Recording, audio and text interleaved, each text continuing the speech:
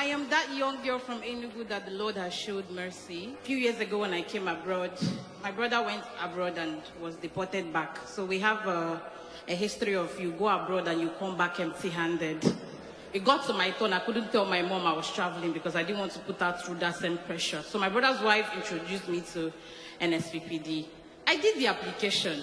It took months. The documentation they gave me where I got the job had a week to expire. The passport came back after 2 months plus and the visa was denied.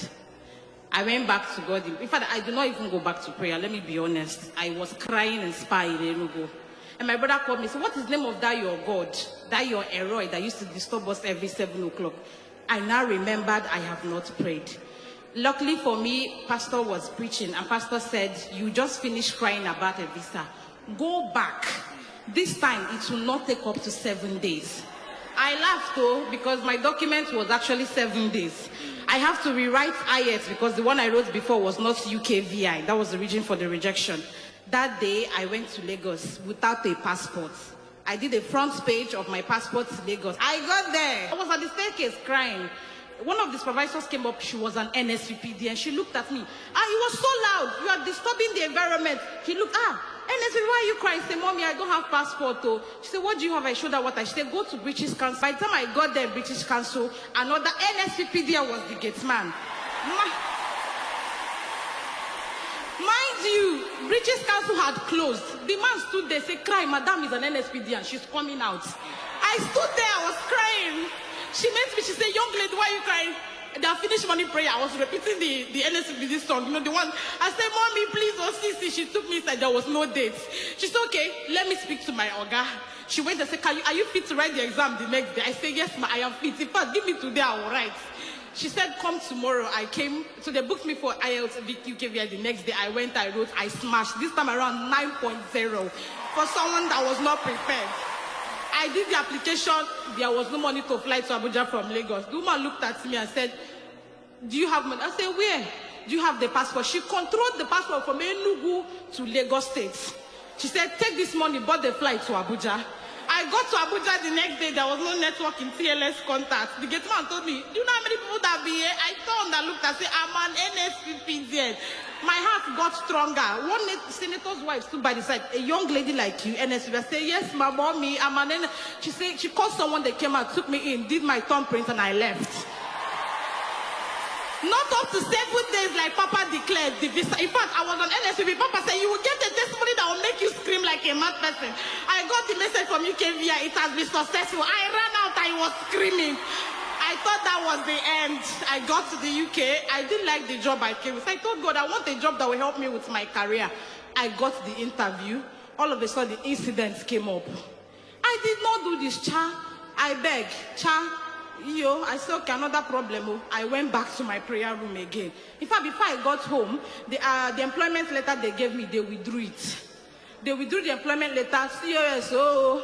I said, okay, no problem. I cried into depression.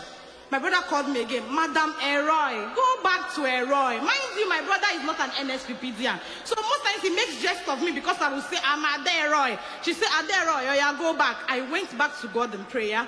I made an application 4 months ago, and that application, the day I went for that interview, they did not see my name. All of a sudden, the same interview, they just popped up, we have an interview.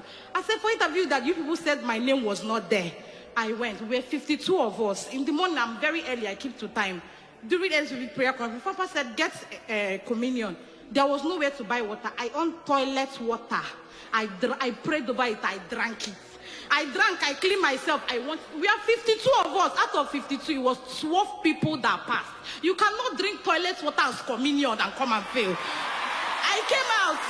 When I was doing that thing, to be honest, I did it with faith. Because if you give me now, the tap, I will not even take it from you. But you know, when you are reading, my paper is good, but I want to move to a better organization. Because there is a history of returning without anything. I got the job. Now, God did not only give me a job I wanted.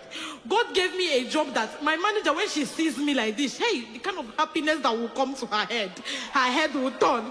This same girl that my uncle, out of anger, told me that I will not amount to nothing. Uncle, this is the girl, oh. My mother sold everything she... Before I even told my mother I was coming abroad, my mother must have, she look at me, she said, are you sure you're the UK? Call me on video call. I will call my mom. My mom will look at me, she will start crying. This same girl that would not amount to nothing, they said, has just imported a car from the US from her mom. Is erecting a building for her mom. Eroi, what God cannot do. Pastor Jerry, I want to say thank you. And to my fellow youths, hold God though. Hold, because one of the reasons the senators are she look at me, she said, young girl like you doing Jesus. Yes, so I do Jesus, so because I don't get any other option. In fact, this is my journey when I was coming. It was at NSPPD and I met her. Like, this woman looked at me and said, you look, so, you know, white people, you look so depressed. I said, ma, I don't have enough money. She said, I will give you $3,000. Add it and go. I said, you said you are an NSPPD. I said, no, I am an NSPPD. What God cannot do. And she has this, she said, can you link me to this? I said, you cannot link, I'll send you the link. So what I'm saying is, do God. This God who has broken the history of going abroad without nothing. This God who picked me from the streets. This God who after everything has seen me through. May your name and your name alone be praised in Jesus' name.